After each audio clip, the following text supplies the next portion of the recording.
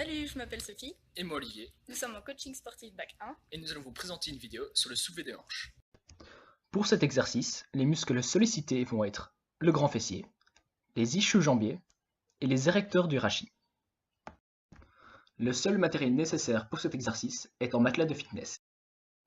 La position de départ est couché sur le dos, les jambes pliées, les pieds largeur épaule à une vingtaine de centimètres des fesses et les bras allongés le long du corps. Les critères de réussite sont d'arriver à un alignement genoux, hanches, épaules avec les pieds à plat et la tête et les épaules contre le sol. Pour avoir une bonne exécution du mouvement, il faut soulever sa hanche en contractant les fessiers, maintenir la position finale durant 2 à 3 secondes, et ensuite avoir une descente contrôlée en 2-3 secondes, ne pas redéposer les fesses au sol et repartir pour une nouvelle répétition. Les erreurs à éviter sont d'avoir les pieds trop ou trop peu écartés, de trop monter le bassin, ce qui amène des douleurs lombaires, de déposer ses fesses après chaque mouvement, et de bloquer sa respiration durant l'exercice. Nous vous conseillons de faire 3 séries de 10 répétitions. Une manière de rendre l'exercice plus compliqué est de le faire à une jambe. Une variante de cet exercice consiste à mettre ses épaules sur un banc. Cette variante permet de rajouter du poids en mettant une barre au niveau des hanches. Bonjour à tous, nous sommes 3 étudiants en coaching sportif et aujourd'hui nous allons vous présenter comment bien exécuter un crunch sur Swiss Ball. Le muscle principalement sollicité dans cet exercice est le grand droit. Le matériel dont vous avez besoin pour réaliser correctement cet exercice est un Swiss Ball.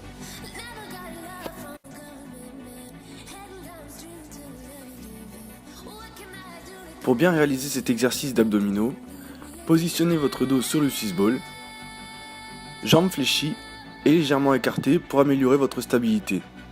Mains juste devant les oreilles, coudes écartés. Relâchez-vous afin d'enrouler votre dos au maximum sur le ballon. Gardez la tête droite, regard vers le haut, puis venez ensuite décoller les épaules en contractant vos muscles abdominaux tout en pensant à souffler lors de ce mouvement. L'expiration se fait pendant la montée et l'inspiration s'effectue, elle, pendant la descente. Le blocage respiratoire doit absolument être évité. Pendant vos répétitions, allez chercher vers le haut et non pas vers l'avant, sans tirer sur la nuque. Puis, tout en contrôlant cette descente, relâchez-vous pour vous retrouver dans la position initiale. Les critères de réussite de cet exercice sont de marquer un petit temps d'arrêt une fois la montée effectuée, puis de marquer un petit temps d'arrêt une fois la descente faite pour ne pas se servir du ballon, pour rebondir et partir pour une nouvelle répétition. Pour cet exercice, il est conseillé de faire 4 séries de 15 à 20 répétitions.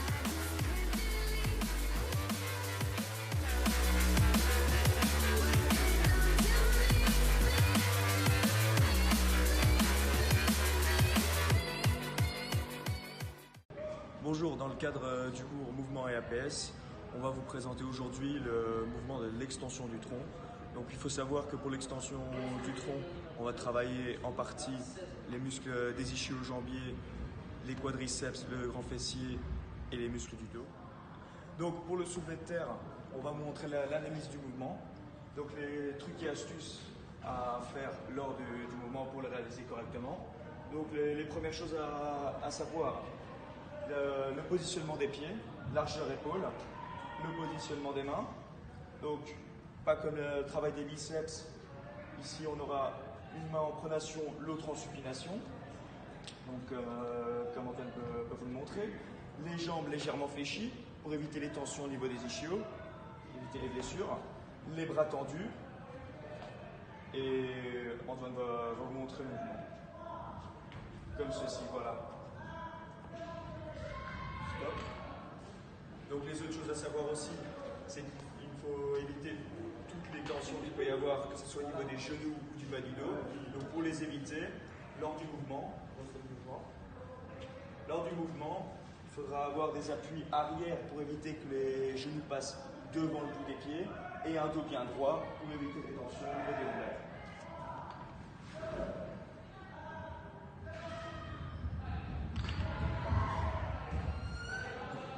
Lors du soulevé de terre, contrairement à la majorité d'exercices de musculation, on aura une tendance à ne pas expirer, mais bien inspirer pour ouvrir la cage thoracique. Donc maintenant, on va vous présenter les erreurs à ne surtout pas faire lors de ce mouvement pour éviter toute blessure éventuelle.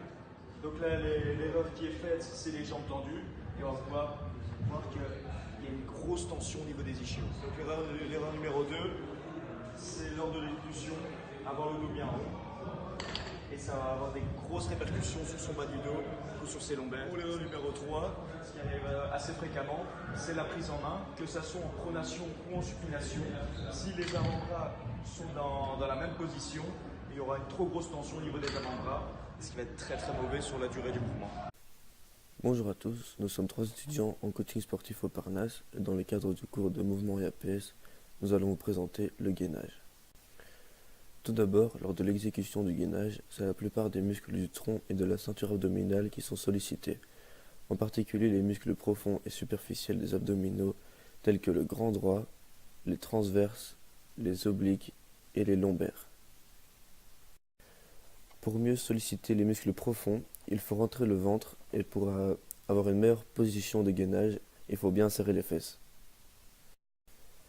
Pour réaliser le gainage, il faut se positionner face avant vers le sol, c'est-à-dire en position pompage, mais avec comme seul appui les pointes de pied et les avant-bras. Le but est alors d'élever le bassin jusqu'à ce qu'on obtienne une ligne droite avec les jambes, le bassin et le tronc, et le but est donc de maintenir cette position. Lors de l'exécution, il faut bien faire attention à ne pas pointer les fesses vers le haut et à ne pas creuser le dos. Lors de la réalisation de l'exercice, pensez à bien respirer tout en gardant le ventre rentré et à ne pas rester en apnée, car la respiration permet de donner aux muscles le dioxygène dont ils ont besoin pour bien fonctionner. Pour que l'exercice soit efficace sur les muscles, il faut l'effectuer suffisamment longtemps pour atteindre une fatigue musculaire assez importante et il faut faire plusieurs séries d'affilée. L'une des nombreuses variantes du gainage basique est le gainage latéral qui permet de solliciter particulièrement les obliques.